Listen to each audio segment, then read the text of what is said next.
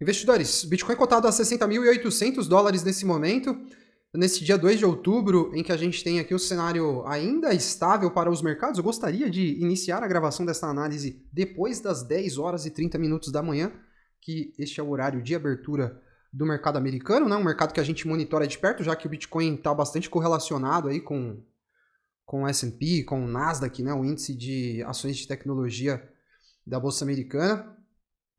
Bitcoin virando para um cenário de queda neste momento, em uma fase do mercado em que ânimos se acirraram em função do conflito geopolítico que está acontecendo lá no Oriente Médio, né, investidores? A gente vai repercutir isso nessa análise com fatos, dados e gráficos, e aí no final a gente volta para dar uma olhada nos gráficos ao vivo aqui, beleza? Então vamos com a gente até o final da análise, porque tudo que a gente vai analisar aqui com certeza vai contribuir para você aí, vai contribuir com você na sua leitura do mercado nesse momento e, enfim, vai te ajudar a te posicionar da melhor forma, você que tem capital exposto a Bitcoin e criptos.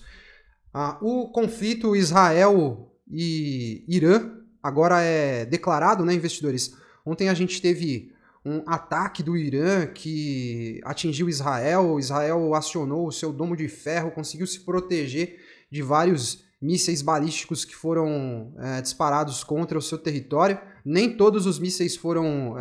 né, o domo de ferro não conseguiu conter todos os mísseis, mas parece que os danos causados ali às regiões atingidas em Israel não foi assim exatamente tão grande. Não há reportes de pessoas que perderam a vida, enfim, pelo menos não em dados oficiais. Israel, essa reportagem aqui da CNN World, está noticiando que Israel e o Hezbollah estão se enfrentando no território sul do Líbano, né? Muita coisa acontecendo por lá.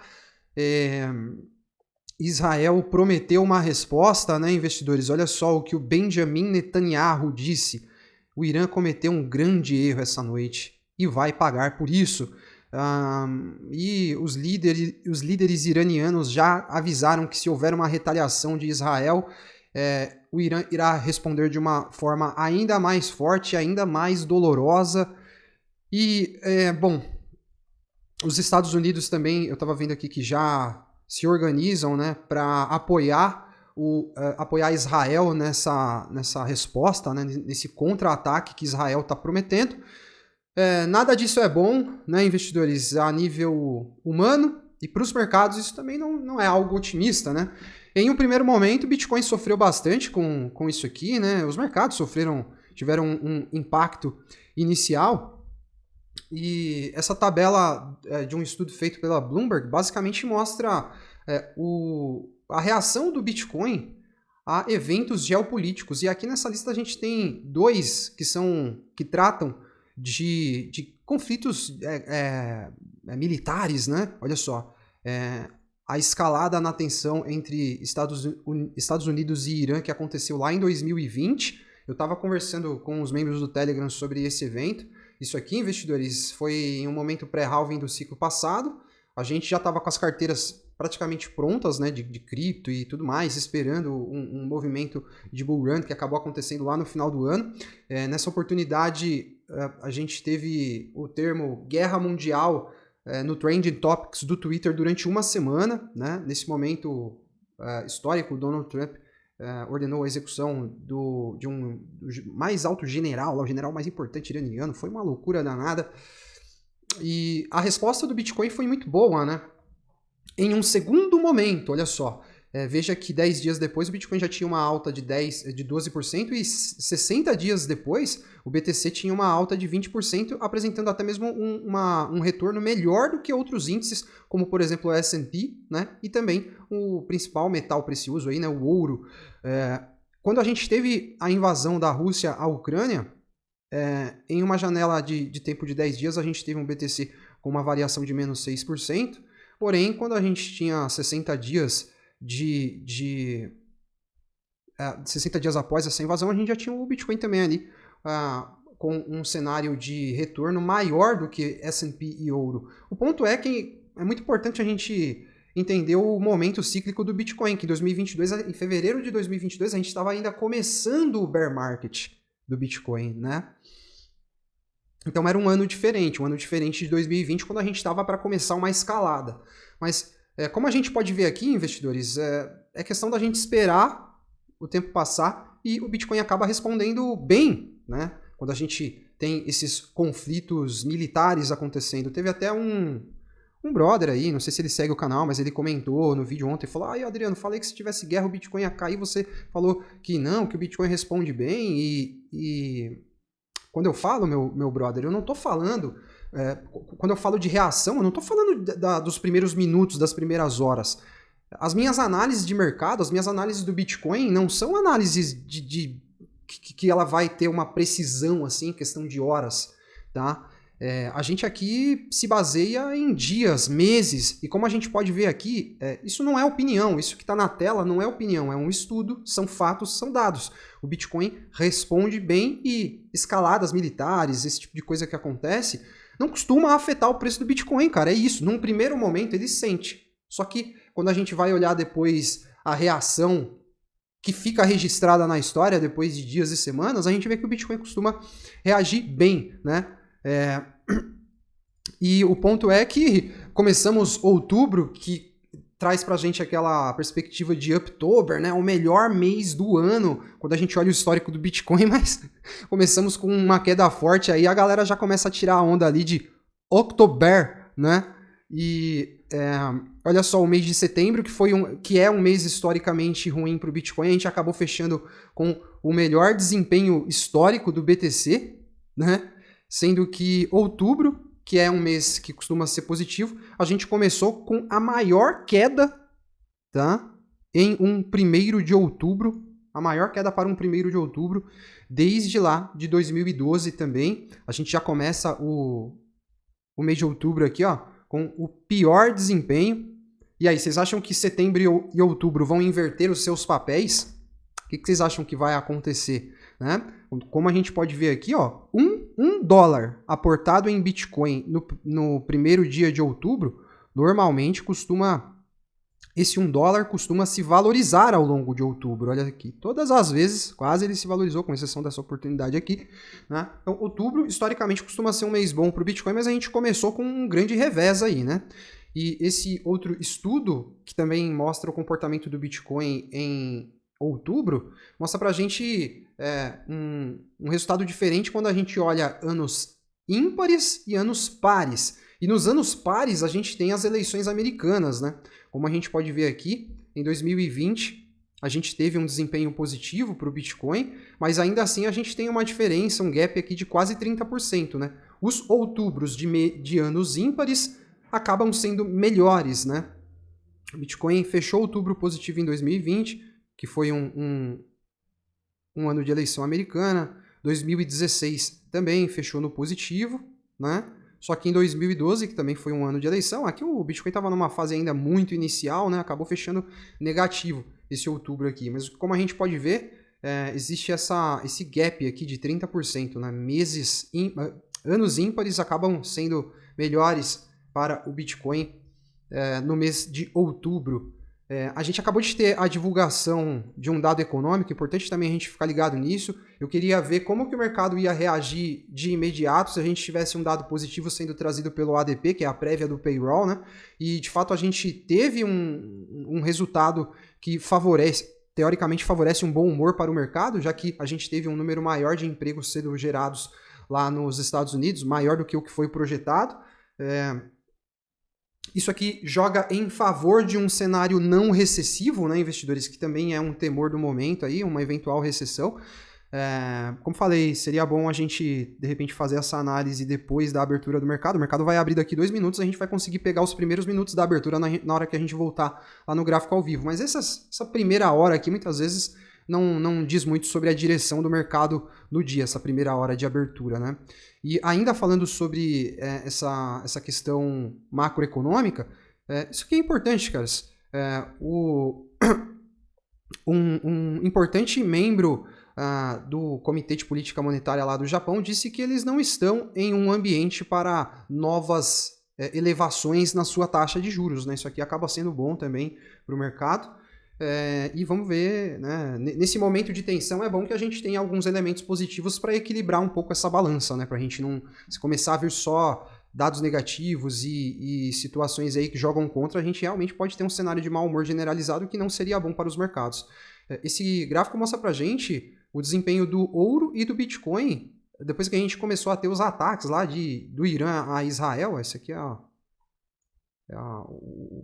basicamente o ponto zero aqui do indicador. A gente vê que o ouro teve um desempenho superior nesse primeiro momento, né, desempenho superior ao Bitcoin, e aí as narrativas de que o Bitcoin não é um ativo de segurança, um ativo de proteção, voltam à tona, né? E aí, enfim, alguns caras aqui já começam a falar que a tese deles de que o Bitcoin não é melhor que o ouro vai se confirmando.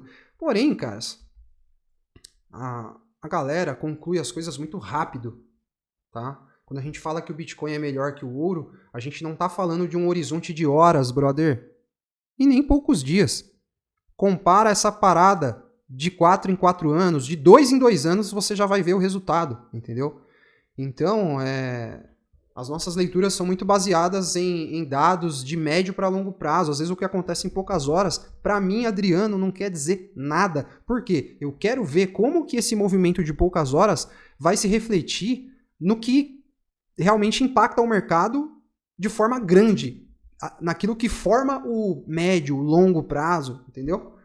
Então, eu basicamente acho que é uma grande besteira e uma análise extremamente rasa você olhar. Se você ficar olhando o Bitcoin com uma lupa ou com o olhar de uma formiguinha, cara, eu falo pra você, ele vai ser, se pá, em vários momentos, o pior ativo possível, tá? Pior ativo possível. Em vários momentos ele vai ter uma volatilidade muito maior do que outros ativos. Agora, quando você olha com o olhar de uma águia, de lá de cima, aí a figura muda, né? Aí você começa a ver o real valor e o real potencial de proteção que o Bitcoin tem, né? Para o seu dinheiro, para o seu poder de compra. E apesar dessas quedas fortes que a gente teve ontem, investidores, a gente não viu uma grande margem de realização de perdas no mercado, né? Isso me surpreendeu um pouco, olha só. Tivemos aqui uma margem bem tímida de perdas realizadas ontem, o que acaba sendo até positivo, traz uma leitura positiva aqui, né? Não houve tanto desespero assim no mercado ontem. Esse gráfico traz pra gente uma leitura do Ben Cohen, que é um analista de mercado americano super respeitável aí, enfim. Ele é um cara que já faz muito tempo que ele tá pessimista com o mercado e ele acabou nesse pessimismo perdendo uma grande pernada de alta aqui. A galera encheu o saco dele porque...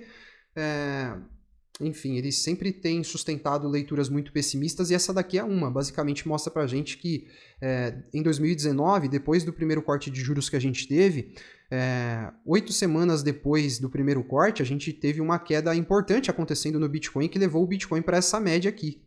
Tá vendo? Essa linha tá cruzando o gráfico. Então o que ele está sugerindo é que esse movimento pode se repetir. 8 semanas depois a gente vê o Bitcoin aqui retornando para casa lá perto dos 40 mil dólares. É isso que a análise sugere, né? Inclusive, a gente estava lá no canal do Telegram repercutindo isso. Vou até mostrar para vocês aqui, ó. Enfim, a gente está com um time de investidores muito qualificado lá no nosso canal do Telegram. Vou deixar o convite para você participar também. Aí eu mostrei esse estudo, né, a opinião do Ben Cohen, e a galera foi interpretando também, trazendo as visões deles. Enfim, um tópico de discussão muito enriquecedor para todos nós. A gente passa o dia lá repercutindo o mercado. Deixa o convite para você fazer parte também. Eu queria saber a opinião de vocês aqui do YouTube. Vocês acham que esse estudo do Ben Cohen tem algum sentido? O mercado realmente pode derreter? Qual que é a leitura que você está fazendo?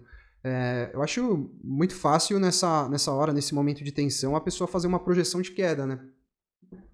Então, leve em consideração fatores de reversão possíveis também. Não seja um cara que é basicamente dirigido pelo preço. Nesse momento, investidores, eu tô com uma fila de gente aqui gritando na minha janela que vai fechar o gap. Olha lá, a turminha já tá lá, Adriano, gap, ó, eu falei do gap. Olha lá o gap de 53.500 entre 54.500. O mercado é um barato, né, investidores?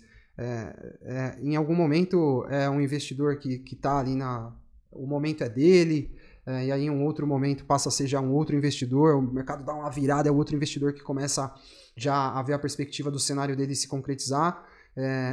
O Bitcoin fez o rompimento aqui da média de 20, existem fatores aqui que a gente tem que analisar sem paixão e que não são exatamente positivos, né? O rompimento da média de 20 para baixo, que ficou lá em 62 mil dólares. A gente tem aqui duas médias importantes agora que o Bitcoin está testando, que se comportam como suportes, né? A média de 50, que está em 60.300, a média de 100, que está em 61 mil dólares. Né? Perder essas duas médias simplesmente representa a entrada em uma zona de abismo aqui, porque não temos outras médias, as médias vão ficar todas para cima. Essas médias são suportes, né? Representam zonas de suporte, mas nenhum suporte é intransponível. Né? Se de repente o Bitcoin perder esses 60 mil dólares aqui, ele vai ter um espaço aqui para que novas quedas possam acontecer. Né? Possam acontecer. O S&P, vamos ver como é que está a abertura do S&P. S&P reagindo mal, né, a essa abertura de mercado. Vamos ver aqui, ó, abrindo então em queda nessa primeira hora. O mercado voltando para retestar esses topos que ele deixou aqui, né, no S&P. Considero que essa não é uma movimentação positiva para a Bolsa Americana, tá, investidores? Isso aqui, o saudável seria o S&P sair andando aqui, né? Romper e andar, não romper. O mais saudável seria romper o topo, eu tô falando desses topos aqui, ó, romper esses topos e sair andando aqui para, tipo assim, criar uma boa margem para depois ele corrigir e, quem sabe, retestar esse mesmo nível aqui, né? Agora, como ele andou pouco e já está querendo voltar para retestar isso aqui, a gente precisa ter um alerta se isso aqui não foi um falso rompimento do topo, né? Vamos ver o que vai se concretizar aí, né? Com bastante atenção. Se o S&P perder essa região de topos aqui, isso não é positivo para o mercado, tá? Fique com o seu psicológico, com toda a sua estratégia já preparada para um cenário desse. Não estou falando que vai acontecer, mas é um cenário possível ali, né? Dado o ambiente de momento. A Nasdaq não conseguiu romper a máxima histórica, mas formou um pivô de alta aqui, também testando aqui uma região de topo, né? Olha lá, testando a região desse topo que foi rompido anteriormente, também mesmo cenário. Não seria interessante a Nasdaq perder esse nível, que é o nível justamente que ela está testando nesse momento. Isso aqui poderia implicar na continuidade dessa baixa aqui, tá?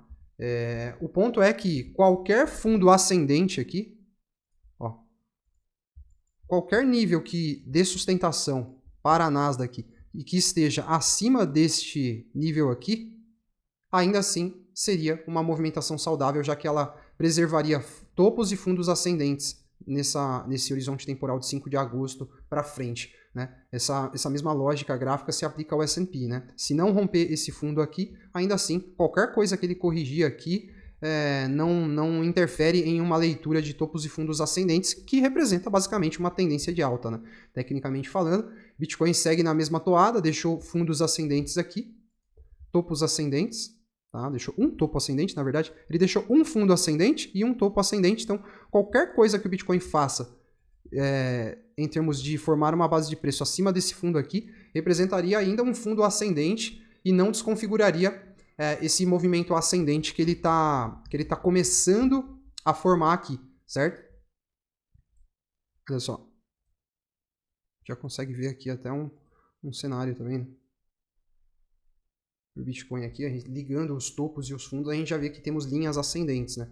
Então, questão da gente seguir em frente aí no mercado, fique com o número dos 60 mil dólares em mente. O Bitcoin já está ali nos 60.600, não é positivo para o Bitcoin perder esse nível nesse momento.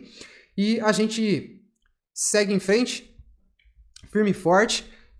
Bom, essa leitura aqui de risco de momento não altera, pelo menos para mim, as perspectivas aí para o Bitcoin neste fim de ano. Se você for um cara que estiver esperando um cenário perfeito, com a paz reinando no mundo, com as economias do mundo pujantes, com os níveis de desemprego baixíssimos, com a fome erradicada, para que aí sim aconteça uma bull run, você está totalmente enganado, cara. Eu não quero ser chato, mas você pode esperar que essa bull run vai acontecer em meio ao caos, vai ser em meio à gritaria, não vai ser no silêncio que ela vai acontecer, não vai ser em um cenário em que tudo está jogando a favor, tá? Em 2020, que foi uma bull run que eu vivi do início ao fim, tá? Tinha muita coisa maluca acontecendo aqui, meus amigos todos desempregados, eu sem ter tomado vacina, não sabia nem se eu ia ter vida para poder viver meu resultado de bull run. segunda onda, terceira onda, foi um caos lascado e tudo aconteceu neste ambiente. Então, se você estiver achando que a gente precisa de um ambiente de paz e harmonia e flores, mano, não vai ser assim. Você pode esperar que o que tiver que acontecer vai acontecer contrariando o caos, certo? Eu fico por aqui. Deixo o convite para você que está chegando aqui pela primeira vez se inscrever no canal, ativar o sininho de notificações para que você possa se juntar aos mais de 25 mil, estamos chegando em 26 mil investidores que acompanham o nosso conteúdo. Aos investidores que têm o relatório Smart, o relatório oficial do nosso canal, eu disponibilizei uma análise exclusiva para vocês, uma análise de 1 hora, onde a gente falou sobre esse cenário de mercado, esse ambiente atual do mercado, e uma análise de todos os ativos. Esse aqui é o desempenho, já está até desatualizado esse desempenho das criptos do nosso relatório, o relatório performando muito bem. Eu deixo o convite para você conhecer esse trabalho, você que ainda não tem o nosso relatório, beleza? E você que não é inscrito no canal, inscreva-se e siga acompanhando o nosso conteúdo. Deixe o like se você gostou do vídeo. Forte abraço a todos, até mais.